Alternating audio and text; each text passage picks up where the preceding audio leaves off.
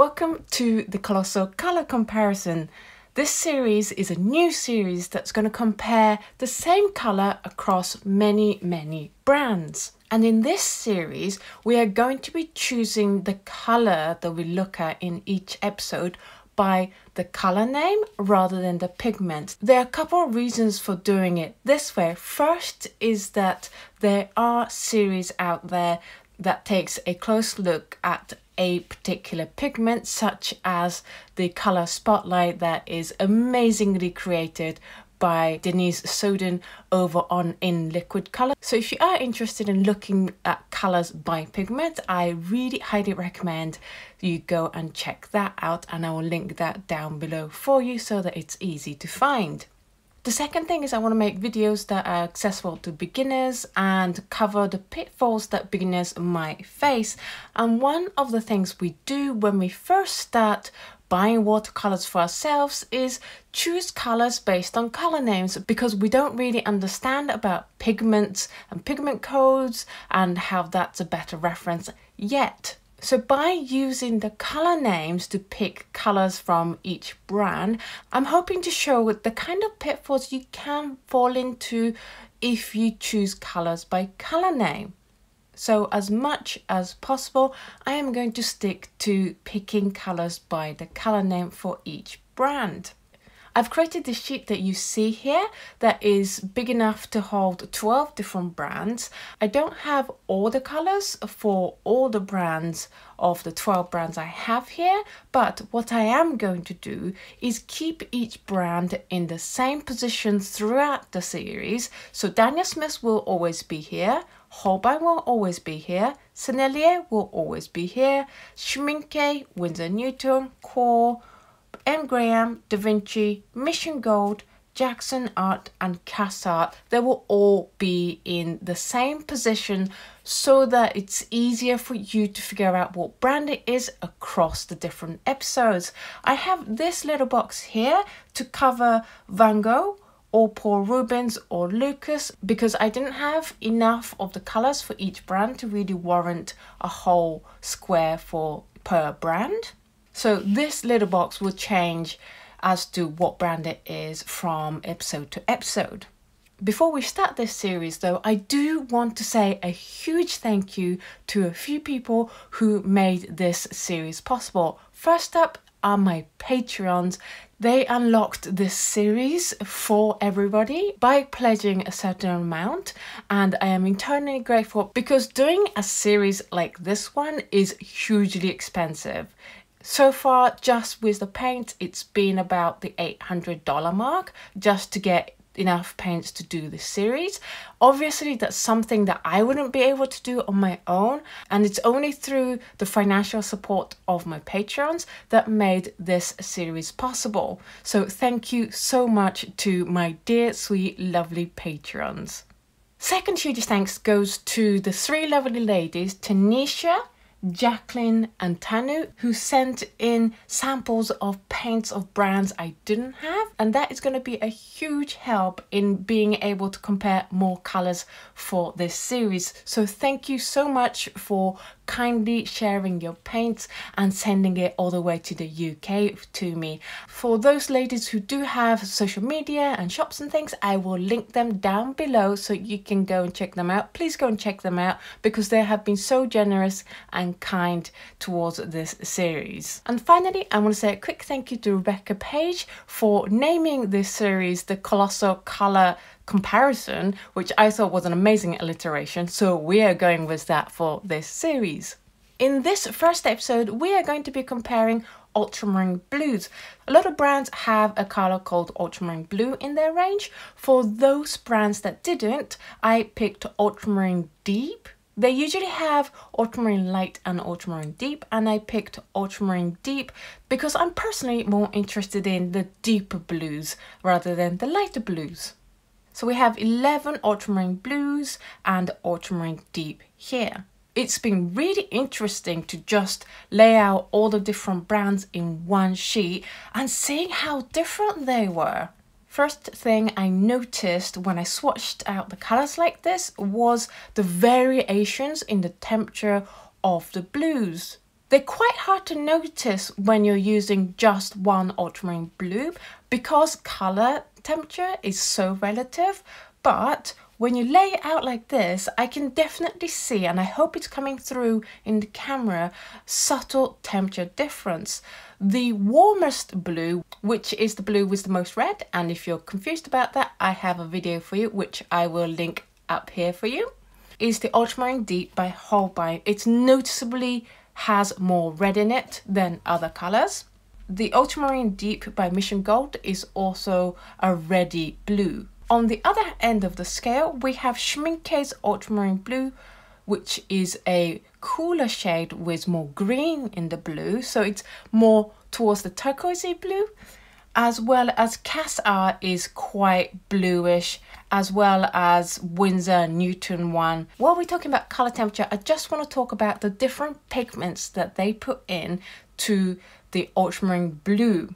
The standard pigment for Ultramarine Blue is PB29. However, Schmincke, Mission Gold and Cass Art all have additional colors in with the PB29. Schmincke adds PB15 first, so there's more PB15 than PB29. Mission Gold's one is PB29 and a little bit of PB15, and that is the same with Cass Arts. That shows the variations in the pigments, the ingredients you get in the color if you just follow the color names. Ultramarine Blue is one of those colors that most brands have other variations of Ultramarine Blue in their range. For example, this is my information sheet, and all the test sheets I show you in this video and in every episode, I will put a high-res scan of it over on my Patreon page, which is patreon.com/Oto Kano, so you can check out really high-res scans in your own time at really close-up views. So Daniel Smith has French Ultramarine as well, which is PB29. Holbein has Ultramarine Light along with Ultramarine Deep. Sennelier has two other alternatives, Ultramarine Light, which is PB29, and French Ultramarine Blue, which is PB29 and PV15. Schmincke has French Ultramarine, which is PB29, and also Ultramarine Finest, which is PB29. Between these three, from what I've seen so far, I actually prefer the Ultramarine Finest to the Ultramarine Blue that Schmincke has. And I will do a separate episode comparing all these different Ultramarine Blues in each brand later on. But for now, just know that Schmincke's Ultramarine Blue, which you think is the most standard version, isn't their standard version. You should go for Ultramarine Finest if you are looking for a good Ultramarine Blue that is just made out of PB29. Winsor Newton has French Ultramarine, which is made out of PB29. Court doesn't have a variation of Ultramarine Blue in their range. And neither does M. Graham. Da Vinci has French Ultramarine Red shade and Ultramarine Green shade, as well as their Ultramarine Blue. Both are made with PB29. Mission Gold has Ultramarine Light, which is also PB29. Jackson's Art has Ultramarine Light PB29 as well, and Cass Art does not have an alternative ultramarine. And while we are here, let's just look at the prices. I've noted down the prices of each color according to Jackson's website. And obviously, these prices are going to vary vastly depending on where you live and where you're buying your paints. For example, Daniel Smith is going to be a lot cheaper in the States, and Holbein is going to be a lot cheaper in Asia. But from my reference point, I took their prices, how big the tubes were, and worked out how much each paint cost per milliliter in pound sterling. The only one I couldn't find prices for in pounds was the Da Vinci one, because they're not really available for sale in the UK. The most affordable paint was the Jackson's tube. They have a 21 milliliter range, and that was 31 pence per milliliter. The most expensive one was coarse at £1.16. If you're not familiar with pounds and pennies, then just think of it as dollars and cents. So there is almost 4 times the price difference between the cheapest one we have here, and these are all artist quality paints, and the core one, which is phenomenally expensive. Another thing I did was I poured all the colours onto a palette and let that dry, and when I did that I noticed some binder split where the binder has separated from the pigment. That can depend on formulation or even how old it is or how it has been stored before I purchased the paint. So I'm not making a comment on the quality of the paint, it's just an observation, but I did notice that the Casa Art and Da Vinci paint had the binder split from the pigment a little bit as I poured the paint in. So that's just something I wanted to note and let you guys know. So let's have a look at the swatch again. I have to say, with some surprise, I really enjoyed swatching out the M. Graham colour out of all the colours. I tried M. Graham before and I really didn't like it. So I gave my M. Grahams to Dan from Penholder Art and I thought they weren't for me. But having tried M. Graham again, certainly for Ultramarine Blue, it was really nice. It re-wetted well because of the honey. And it went down so smoothly. It was just a joy to brush the paint onto the paper. And as you can see, it's one of the most smoothest little patch of paint. I am using for this series Fabriano Academia, and the reason why that is because this series is going to use about 70 sheets of paper, so I had to pick the most affordable watercolor paper I had. Another reason I use a relatively cheap paper for this series and all other series is because if a paint does well on cheap paper, it's more likely that it's going to do well on good paper. I do feel that you see all the worst behaviors of a paint on a cheaper paper. Another color that went down smoothly on this very economical paper was the Schmincke's Ultramarine Blue. So in terms of how smooth does it go on a paper, I recommend Schmincke and M. Graham's. Let's now move on to gradated washes. And gradated washes are very interesting test to do. It really shows up how granulating a color is and also how it moves through water. And as you can see, these ultramarine blues all behaved very differently from each other. One of the first things I really noticed when I was making these swatches was how easily a color re-wet.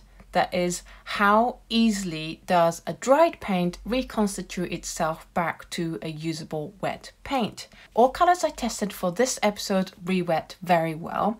However, there were 3 that felt like it re-wetted too well. And that may be because I'm more used to using commercial brand paints that doesn't have honey. But Sennelier, Jackson's Art and Cass Art to me felt like they re-wet too quickly and too easily. If you are used to using honey-based watercolors though, you'll probably find Sennelier, Jackson's Art and Cass Art much easier to use and the other colors harder to re-wet. One color that gave me a little bit more trouble than all the other colors, I have to say, was Winsor and Newton. I did have to go at it with a brush more than the other colors. Another thing I noticed with the Sennelier, Jackson's and Cass Arts is that they felt a little bit gloopy when I was putting it down. They felt a lot thicker in texture than the other colours. The other colours felt like I was painting with watercolour. The Sennelier, Jackson's and Cass Arts felt more like I was painting with single cream. I don't know if that's because of the honey or something else. There is a lot of rumors going around saying about how Jackson's paint and Sennelier paint is the same. I don't know if it is, but I will make a video about comparing Jackson's and Sennelier and trying to figure out if they are the same paint or made by the same people in a separate video. But I also suspect cast art to be in the same or very similar constitution, because when I painted the Ultramarine Blue, certainly it behaved very similarly in terms of how easy it was re-wet and how gloopy it was as Jackson's and Sennelier's. I did get into touch with Cast Art and ask, hey, does your watercolor paint have honey in it? And they got back to me and said, no, it didn't, but I really do suspect it has some honey, or if not honey, another thing that makes it really, really easy to re-wet. Cast Art doesn't have any information about what's in their watercolor at all, so you are kind of buying it blind with Cast Art. In terms of granulation, the least granulating I think is the Winsor and Newton. The most granulating, on the other hand, I would put down either Daniel Smith or Holbein. They are both heavily granulating color. Schmincke's one is relatively low on granulation, as well as M. Graham and Mission Gold and Cast Art. So these are the brands I recommend if you're looking for a low granulating color, and if you want some strong granulation, then I recommend Daniel Smith and Holbein. It was really interesting for me to see how different each of the colors acted when I did the gradated washes. For gradated wash test, I always add a little bit more water than I normally would in a real painting, so that you can really see if a color is going to cauliflower on you or not. The only color that I would say really cauliflowered was the Jackson's art and a little bit on the Mission Gold. I do try to keep all the tests as same as possible for each of the colors, and it's very interesting that with Daniel Smith it created this wavy kind of line. And other colors have very clear sections of when I rinsed the brush and basically added more water, like Sennelier and Mission Gold.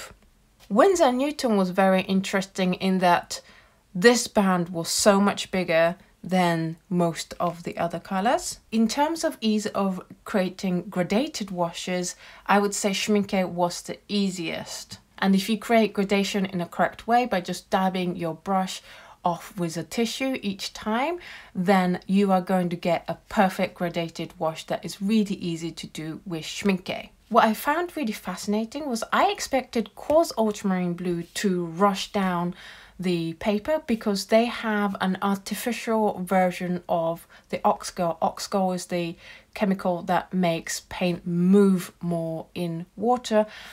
And I have to say that didn't really happen here. It didn't rush off. But what I did find was Da Vinci's one just ran across the water as soon as it touched new water. So if you want a nice lively ultramarine blue that moves across the water, then go for Da Vinci. And if you want a really interesting pattern of gradation, then Daniel Smith's ultramarine blue is your girl. Next, I have the Transparency, Lift and Glazing. In terms of transparency, I would say the most opaque one, and that is the one with the most amount of deposit on over the black line, is the Coarse Ultramarine Blue. There's noticeably more deposit on the black line with the core than all the other brands. In terms of the most transparent, I would say it's the Holbein, but Ultramarine Blue, being what it is not a transparent color in itself. So I would say this is a semi-transparent color. And then all the other colors are somewhere in between the Holbein and the core color. As for lifting, they all behave pretty much the same. The notable difference is the core one, which I felt lifted a little bit easier than the other colors, followed by the Mission Gold one, which also lifted easily. The most staining one, I would say, was maybe the Da Vinci and the Daniel Smith. As for glazing, Ultramarine Blue in general is a harder color to glaze than some of the more transparent colors. It lifts very easily, which doesn't help the situation. But if you do a lot of glazing, then I do recommend Ultramarine Blue by Daniel Smith out of the blues we tried here. I can definitely see the separate layers more clearly with this color than any of the other colors. Now let's take a look at how the color behaves with some salt. And this test surprised me because I thought it's ultramarine blue, they're all going to behave the same, and they really didn't. I do have to confess though that I did mess up on the Holbein one.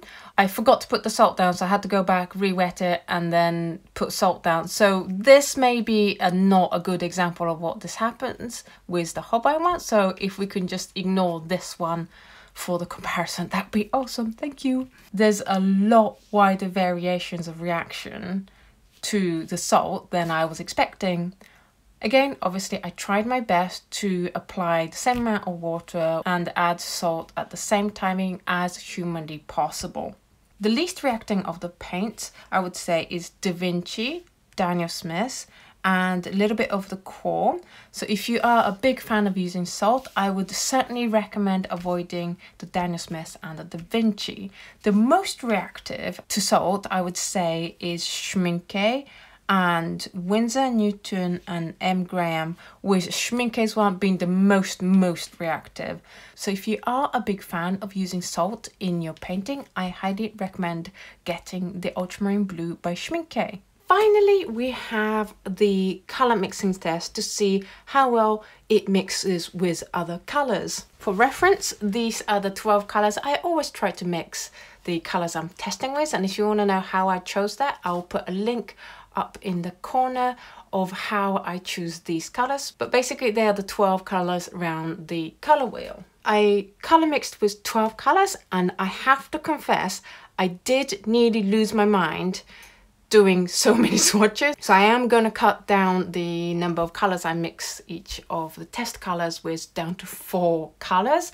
But for this episode, we get to enjoy 12 colors per brand. The weak tinting strength of the Winsor & Newton I mentioned earlier really showed itself up when I was doing this color mixing. I had to use about half of the additional colors I was mixing than all the other brands. So for example, this used half the amount of yellow than this one. With the Winsor & Newton's Ultramarine Blue being so weak in tinting strengths, it means you only need a little bit to change the blue.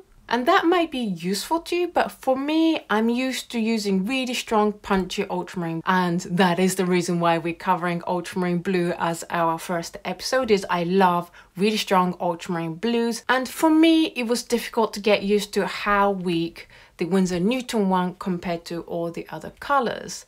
The big surprise to me was M. Graham. The M. Graham colors were so high in tinting strengths, much higher in tinting strengths than all the other brands, and I actually had to use almost double the amount of, say, yellow to make this than all the other yellow mixes I made. Because of that high tinting strength, it really stands up well to being mixed with all the quinactones and the thalers.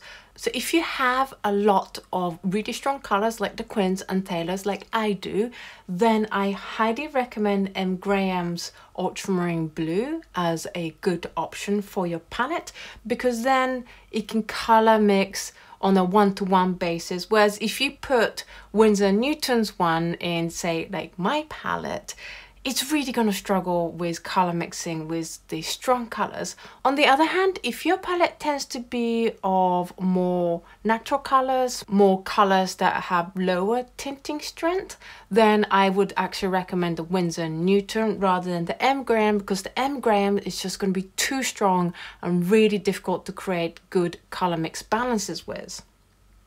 Another great thing about the M. Graham that I really liked was that despite this paper being a very cheap cellulose paper, it went down very smoothly. A lot of the other colors, because the paper is cheap, really struggle to create smooth washes, and you can see all these wiggly lines coming through, which is why I on purposely pick cheap paper for these tests, so that you can really see the difference. If I used really good high quality cotton paper, all of this will look the same and nice and flat and nice and smooth. But when you're using cheap paper, you really notice the difference in how well it smoothes itself out on paper. Another brand that was really good at going down smoothly was Schmincke. These two were noticeably easier to paint on cellulose paper, and so if you're like me and love spending loads of money on expensive paints but are a little bit shy of investing in cotton paper, or if you have limited funds and you want to get artist quality paint but then can't afford cotton paper, then I would say pick either Schmincke or M. Graham, certainly for the Ultramarine Blues, because you are going to have a so much easier time than something like the Sennelier, where you get all these unevenness happening on your paper. I also personally really like the colors that the M. Graham paint created, especially the neutral grey. For Ultramarine Blue, the complement for it, which is the color that neutralizes Ultramarine Blue to a perfect grey, and if you don't know about that, I'll leave a link up in the corner where I explain how that works, is the yellow orange, in this case the CAD yellow orange. And I really like the grey that it's created, but I also really like all the other colors that it's created. It feels flatter and more even. So if you are into the more flatter colors, then I recommend M. Graham. If you want more expression and texture, then don't go for M. Graham, because you're just going to get flat washes. If this video has got you really excited about trying different ultramarine blues, and you really want to do the comparison for yourself, and maybe you want to do different tests from what I did, but you don't want to have to pay for full truths of many different brands, then I have made the job easier for you. This month's Patreon dot card is going to be Ultramarine Blue. You get 8 different ultramarine blues that we showed in the episode: Daniel Smith, Holbein, Sennelier, Schmincke, Winsor Newton, Da Vinci, Jackson's and Cass Art. It's a great way to really experience these paints without having to pay full price for 8 full tubes. If you'd like to receive this dot card, then be sure to be signed up to Patreon over on patreon.com/Oto Kano by the end of this month, and this dot card is yours and it will be delivered to your door. So that was the first episode of the Colossal color comparison series. So which one was your favorite brand? Has this test made you maybe be interested in another brand, or changed your mind about what would be the most suitable color for you? For me personally, I've had my eyes open to the Ultramarine Blue by M. Graham. It was such a joy to paint with. It went down really smoothly, whereas some of the other colors really struggle to get down on the paper. I would get a lot of dry brushing effects, whereas this just went on like a dream. Of course, you guys know that my favorite Ultramarine Blue is the one that I make for myself, and that's just because I designed the paint to be exactly what I want it to be. But in terms of commercially available Ultramarine Blues, I personally really like this one. However, this one is full of character in the high tinting strength and going down flat, so it might not be for you. It's totally worth checking out what is it that you're looking for from this Ultramarine Blue paint that you want to choose, and hopefully this video helped you to pick the brand that you're most likely to get on with. If this video was useful to you, then please do give it a thumbs up and subscribe to this channel if you haven't done so already. Thank you so much for watching this video. Thank you so much to my patrons for making this series possible. Thank you to Tanisha, Tanu and Jacqueline for supplying me with additional colors. Thank you to Rebecca for naming this series, and I will leave links down below to where you can find all these lovely ladies, as well as links to all the paints I used for this episode. And if you do fancy buying a colour, especially from Jackson's, then please do use that link, because that really helps with supporting this channel. Okay, I will see you in the next video. Bye!